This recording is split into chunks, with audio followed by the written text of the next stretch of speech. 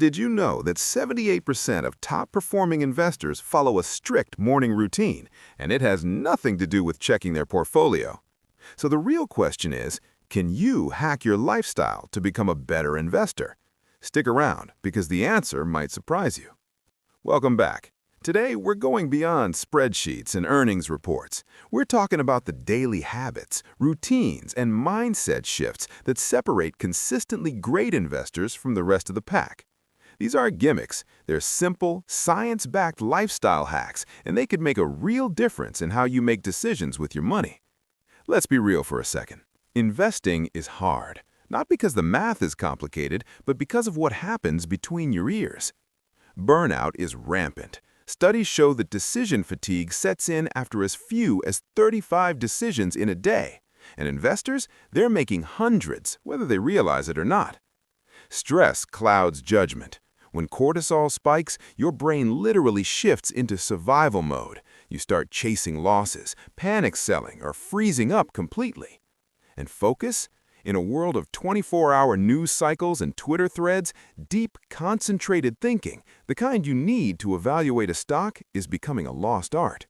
Here's the uncomfortable truth. You can have the best strategy in the world and still blow it because of lifestyle choices you didn't even know were affecting you. So what can you actually do about it?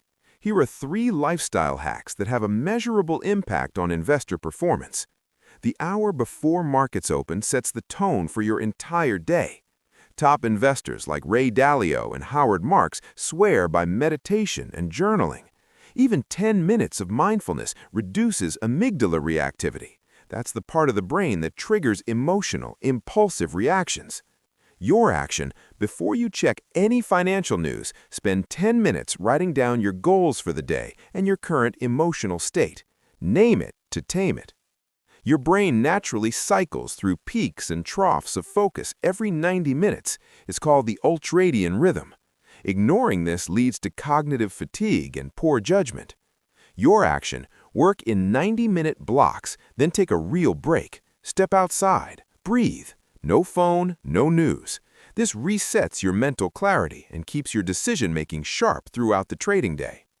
Exercise is arguably the most powerful cognitive enhancer available, and it's free. Just 30 minutes of moderate cardio increases BDNF, brain-derived neurotrophic factor, which improves memory, pattern recognition, and emotional regulation, all things you desperately need as an investor.